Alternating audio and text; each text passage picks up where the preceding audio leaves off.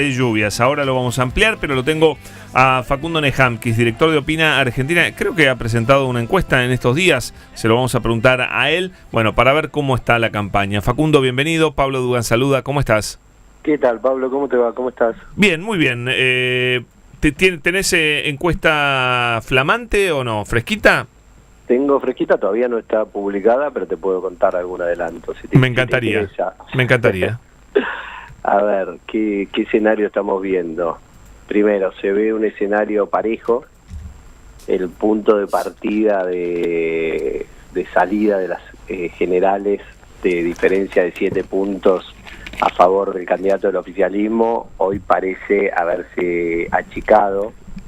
Nosotros tenemos a Sergio Massa en un crecimiento alrededor de 7 puntos, ubicado en unos 45 puntos porcentuales, y un crecimiento de alrededor de 13 puntos del candidato de La Libertad Avanza, que es Javier Milei, que lo ubica en 43 puntos. Es decir, hay una diferencia a favor del candidato del oficialismo de 2 puntos, con alrededor de 10, 12 puntos todavía de indecisos. Es decir, todavía queda una parte importante de la población que no sabe qué va a votar, atravesado por 2 tensiones. Por preguntas que le hemos hecho a los encuestados. Si querés también te las cuento. Sí, ¿cuáles son esas tensiones?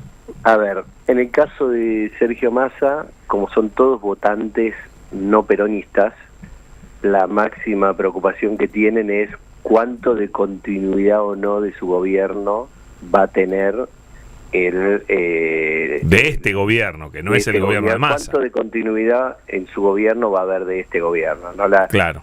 Hay una demanda de un sector de la población que no lo votó a Massa, evidentemente, en las elecciones anteriores ni en la general de la PASO, que tiene que ver más con el cambio que con la continuidad, ¿no? Entonces hay una preocupación de que Massa sea una continuidad de un ciclo político que muestra signos de agotamientos evidentes, ¿no? Pero en el caso de Javier Milei, la tensión que atraviesa a los votantes es el miedo de lo que podría llegar a ser Javier Milei en caso de ser presidente. Es decir, fíjate que es casi una contradicción, ¿no? A ver, en el caso de Massa, la gente tiene miedo de que no haga, es decir, que quede atrapado por su estructura que política, siga, digamos. Puede hacer. En el caso de Milei, la gente tiene miedo de que haga. Que haga demasiado, o que haga algo. Que haga, porque, a ver, hay un discurso en los referentes de Juntos por el Cambio de que Javier Milei va a ser un presidente muy condicionado, porque llega limitado por el apoyo que le está dando Juntos por el Cambio, pero la sociedad también sabe que cuando vos elegís un presidente, después no es tan fácil de controlar y de limitar, porque la Argentina es un sistema eminentemente presidencialista. Entonces, una vez que elegís al Pero, presidente... Facundo, yendo ya al análisis, más allá de lo que opina la gente, me gustaría saber qué opinás vos de este candidato que le va bien, porque entra al balotaje, eso es un montón, ¿no es cierto? Eso es un éxito total, pero que se siente absolutamente huérfano y corre en busca de un papá para que lo lleve de la mano a la segunda vuelta, y solo Dios sabe a esta altura cuánto tuvo que entregar o condicionar su futuro gobierno, porque como eso es una cosa que no lo pueden contar, van a seguir mintiendo diciendo que es un apoyo incondicional cuando todos sabemos que eso es falso, pero no sabemos tampoco la letra chica de ese acuerdo porque no la pueden contar. Entonces, ¿cómo queda parado un candidato que entra al balotaje pero dice yo soy incapaz de seguir adelante? Entonces, en vez de bajarme, voy a pedir ayuda. Lo que pasa es que, ¿qué es lo que le pasó a Milei? Cuando Milei se convirtió en el centro de atención de todo el sistema político, a ver, Milei es como en una carrera de caballos, un caballo que viene de atrás y se mete primero, ¿no? Sí, en la PASO.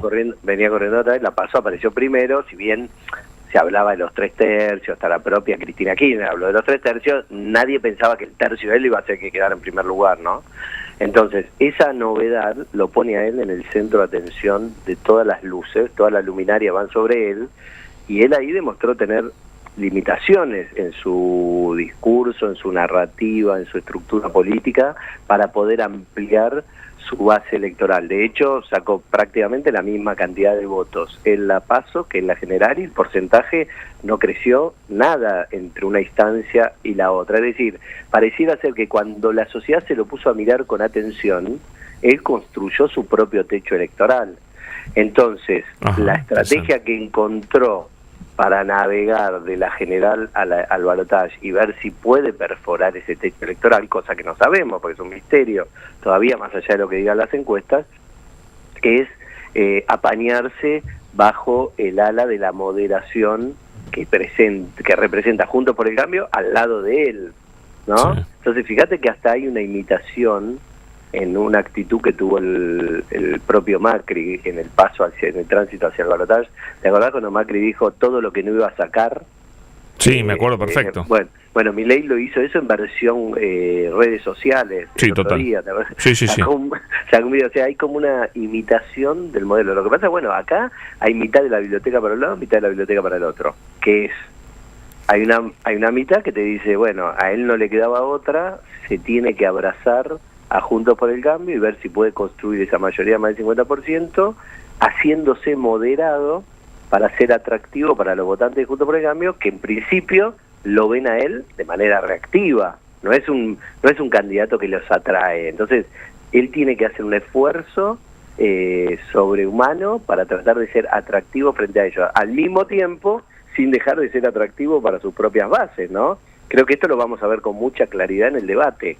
La pregunta es, en el debate, ¿quién va a aparecer? ¿Va a aparecer el Milei histriónico, disruptivo, despeinado, que hace propuestas que llaman la atención de todo el mundo, pero que a muchos les preocupa? ¿O va a aparecer un Milei moderado que dice que quiere mantener la educación pública, la salud pública?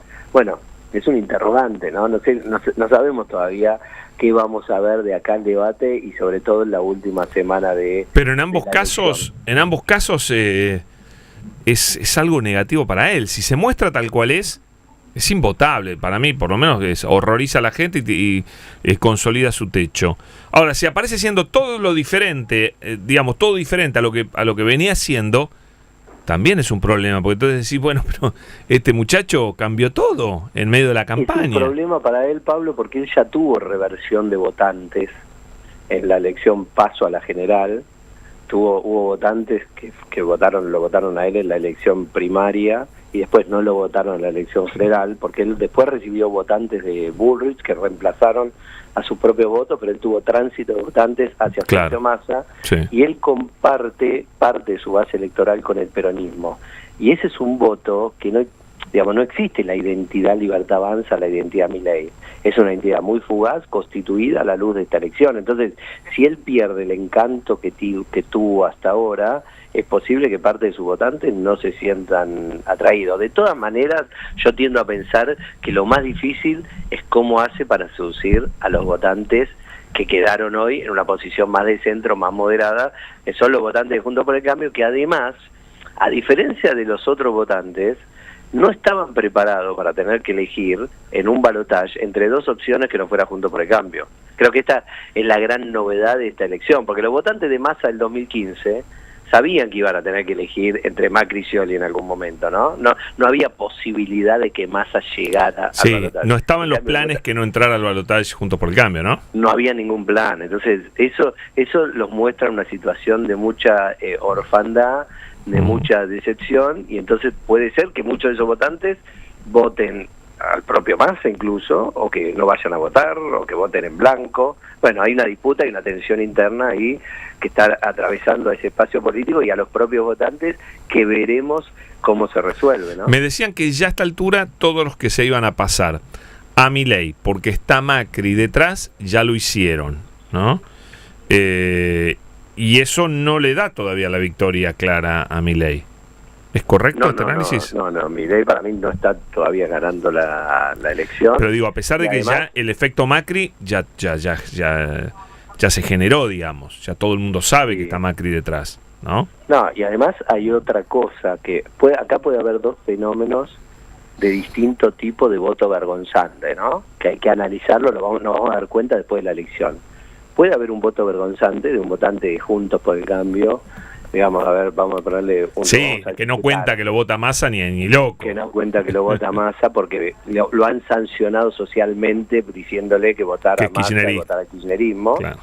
O también puede haber un votante de Juntos por el Cambio que avergonzadamente termine votando a Milei a pesar de que le parece que sus propuestas son inviables. Pero eso no lo vamos a descubrir hasta el día de la elección, ¿no? Cuando veamos los resultados y nos demos cuenta finalmente quién de los dos ganó la elección. O sea que de vuelta estamos ante una elección muy difícil de pronosticar.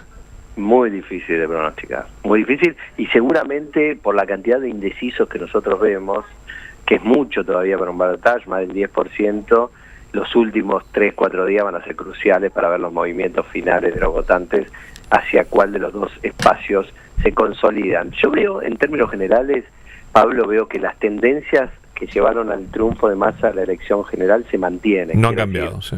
Es un candidato más sólido, es un candidato mejor preparado, es un candidato que tiene una estructura de fiscalización, de vínculo con la sociedad mucho más fuerte, que es el peronismo.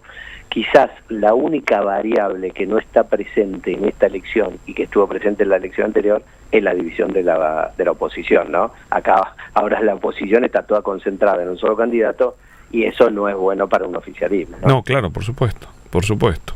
Bueno, vamos a ver día por día, despacito, va a ser muy importante seguramente el debate, ¿no? ¿Vos le das importancia a este debate? El debate va a ser muy importante por dos razones. Primero, porque es una elección muy peleada. Y entonces creo que cuando la elección está muy peleada, un punto, medio punto, un punto y medio es determinante. Punto número uno. Punto número dos.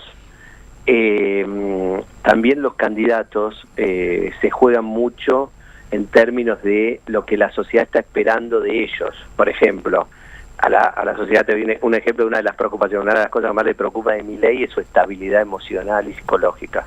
Entonces, un rendimiento negativo de él en el debate podría impactarlo negativamente en su fortaleza electoral. Y después hay toda una producción de contenidos alrededor del debate para la semana siguiente, que es la semana final hasta la elección, que puede llegar a ser determinante, ¿no? Si uno de los candidatos sale muy bien parado en relación al otro. Clarísimo, Facundo, muchas gracias. Te mando un abrazo grande. Pablo. Abrazo enorme. Facundo Nehamkis, director de Opina Argentina. La última encuesta, fresquita, no se publicó todavía, nos la da y dice que está arriba Massa por 2 puntitos. Es un